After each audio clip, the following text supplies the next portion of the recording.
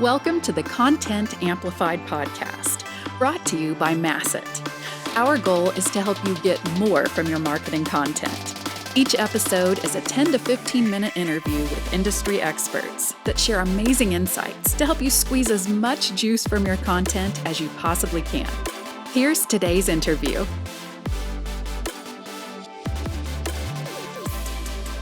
Welcome back to another episode of Content Amplified. Today I'm joined by Mackenzie. Mackenzie, welcome to the show. Thank you. Thanks for having me. You bet. Well, Mackenzie, before we dive into the subject, which I'm really excited about, let's get to know you a little bit. Some of my favorite questions are, what do you love about content and marketing? And then also love to hear about your background and work experience and get to know you. Yeah. So I've been working in B2B marketing for 7 or so years. I started as more of a marketing generalist, and I pretty quickly narrowed in on content marketing as being what I really love to do. So I currently work for an architecture and design firm, and I started there as in a social media management role. And then over the past couple of years, my role has grown to really include overall content strategy. And I think what I really love about marketing is I've always been drawn to it because I'm very curious, and I like to really dive into understanding human behavior and psychology. And with marketing, you get to do that. You get to dive into understanding different audiences and then being an advocate for those audiences. So I like to think of what I do now in content strategy as like building a bridge between a business and an audience. And so I get to be that connector between the two things, aligning the audience insights that I uncover with what the business goals are to drive impact and create value for both sides. I love it. That's awesome. The conversation for today, we're going to focus on human-centric content. Now, that's a term I don't hear get thrown around that often. So I'm curious, Mackenzie, what does human-centric content mean to you? Like, what, if you had to put a definition on it, what would you say it means? Yeah, I think the simplest way to put it is just that it's content that features people and it tells human stories. And I think that's really valuable because, especially in B2B marketing, you want to be building relationships and building trust. And it's so much easier to build trust when it's a human to human interaction, when you're looking at another human face rather than just a faceless anonymous brand. I love that. So when you're comparing ways, especially like in B2B and other areas of doing content marketing, the non-human centric versus human centric, what's kind of the difference? Do you find the other ones are very like company centric, or how does it kind of change? What are some ways of like really thinking about the difference here? Yeah, it can be company centric, or a lot of times what I see in B2B marketing is that we like create this distinction between product or service related content where we're trying to share, the details of the product or the capabilities. And then in a very separate bucket is the like people or culture content. And I think more often we should be combining the two. So you can still be explaining your technical capabilities and getting across product or service information while still putting a face to it. Very cool. So when you're writing this content, does it turn almost into a narrative? Like, I'm curious, like, how far do you go in on the storytelling side of the people side of this? It really depends. I think it can take a lot of different shapes. So sometimes it's a narrative. I think my favorite way to do this is to really involve people.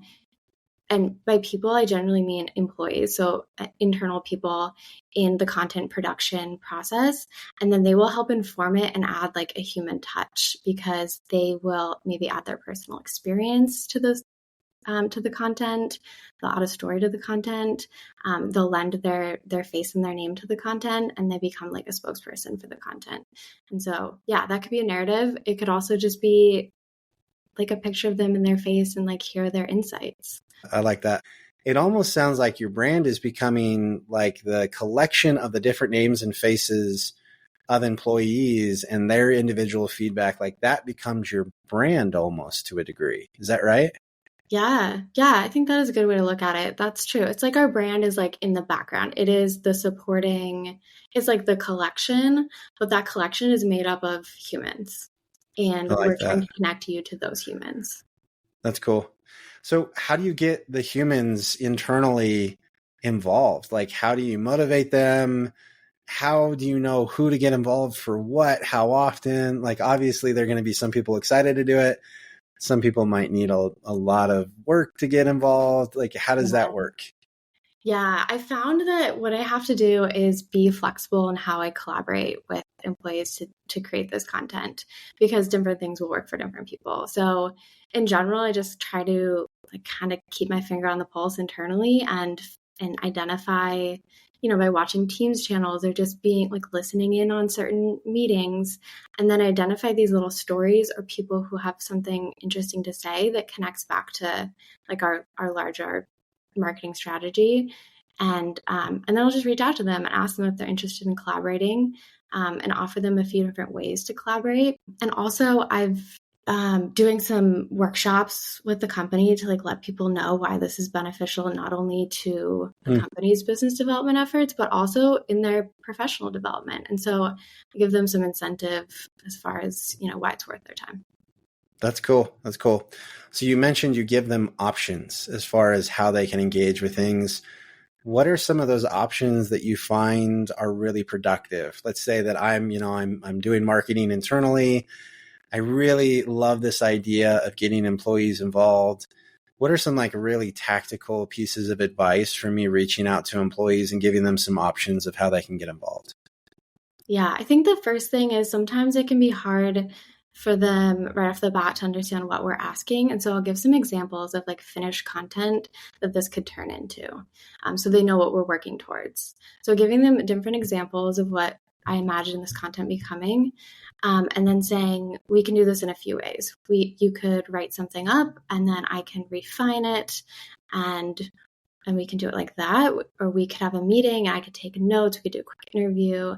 I'll write something up and then you refine it. And then we'll figure out the right distribution strategy. So like it could be something that I post to the firm's channels, or it could be something that we intend to post to your personal channels and then the firm just amplifies it. Cool. So whatever I they're like that. comfortable with.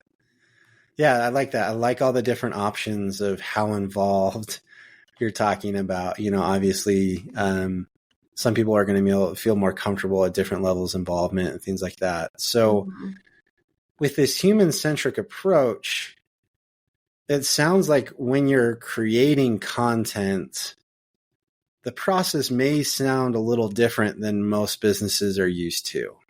If you're focusing so much on humans, it sounds like that's probably going to play a bigger role earlier in the process. So what is your process for creating content and how has it changed with this approach? Yeah, so I found that with this approach, we need to be a little bit more flexible with our content calendar and leave space for these opportunities to rise and then to like make space for them in our calendar. I think what's been really important is having like a clearly defined marketing strategy where we know what our key messages are, we know what we're working towards, and we have, a messaging framework to guide our communications. And then with that in place, we have the structure that we need to go look for these opportunities internally and find these interesting human stories and people who want to contribute, and then align that with that larger marketing strategy and messaging framework. I like that. So you talked about the process of doing internal workshops and getting people excited about this and really training the internal company. So I assume there's going to be, as people adopt this methodology, internal training, expressing success stories about how it's going, figuring out how to track and do some of those things. How have you gotten past some of those hurdles? How do you educate and train? How do you track? And then how do you communicate success from this strategy internally? Yeah. So we've approached this in a few different ways. We've had some smaller team meetings where we'll meet with a team and I'll do like a workshop on, how we're approaching this, what the strategy is, what it looks like, what some of the early results have been.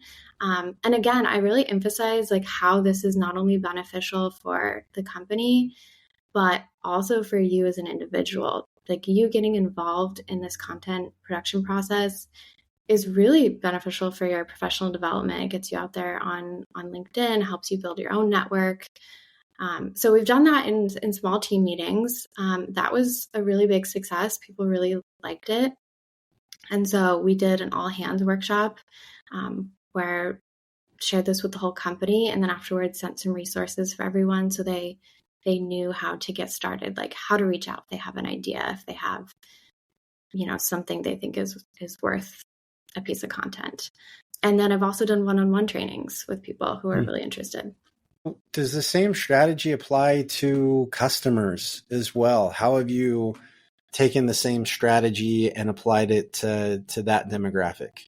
Yeah, that's a great question. That's actually something that we have been talking about exploring now that we realize that this works so well, that people want these people's stories. And so far, we've been focusing really on the employees getting engaged. And I think that's the next step, is to start doing this with our clients as well, and telling their stories and having them be the people that we feature in our content. I love it. Are you literally using everyone for this content, or are you handpicking, especially in your circumstance, the architects? Or are you getting everyone involved? How are you kind of delineating who, when, where, how, what audience, and all that? Yeah, so we are opening it up to everyone. So if someone's interested and like really passionate about it, they can come to us and we'll consider that doing a piece of content with them. But other than that, we are trying to be strategic as far as we're focusing on our business development leaders, people who are, out there trying to form relationships anyway. And so they become a familiar, likable face, because you're seeing them in all our content.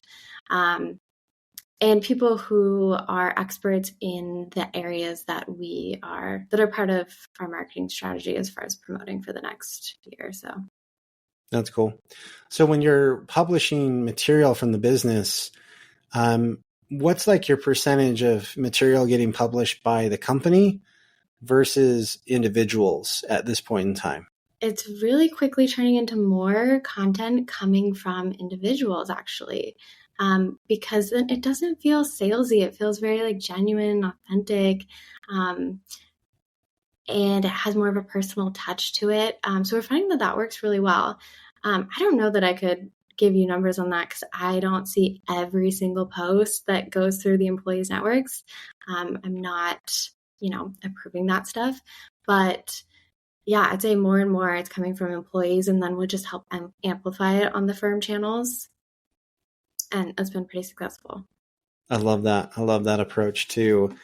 It almost sounds like you've really enabled and unlocked these individuals' abilities. Where have they kind of taken it, a life of its own, where they're actively now like saying, oh, cool, like they've helped me do this. I have some more thoughts about some other things. I'm going to post more often. And then the business can say, oh, that was a great post. Let's go on LinkedIn and boost it for you and all that stuff. Is that kind of what's happening? Yes, exactly. It's like a snowball effect. It's like once you empower them and show them that it's worth their time and what the results can be and just like how to do it, then I think they start to get excited about it. They see the value in it and they start doing it on their own. And yeah, totally. It's a snowball effect. I love that. I think that's awesome. Well, as promised, Mackenzie, these episodes go by quick. That was super helpful, really informative. It makes me think about things a little bit differently. I think there's some really good insights there. Thank you for sharing this approach. It's an amazing approach. You're telling stories and marketing the right way. So first of all, hats off to you, and thanks for sharing that with everyone. It's been amazing. If anyone wants to reach out and connect with you, how and where can they find you? Yeah, you can find me on LinkedIn at Mackenzie Gilstrap. And thanks so much for having me. This was really great talk. Yeah, you bet. I love it. Well, we'll link to everything in the show notes and make sure everyone can find you. But again, Mackenzie, thanks for the time today. Yeah, thank you. Thank you for listening to the Content Amplified podcast. Please subscribe and leave us a review. And for additional ways to get more out of your content, visit our website at getmasset.com. That's getmasset.com. And tune in next time to the Content Amplified podcast.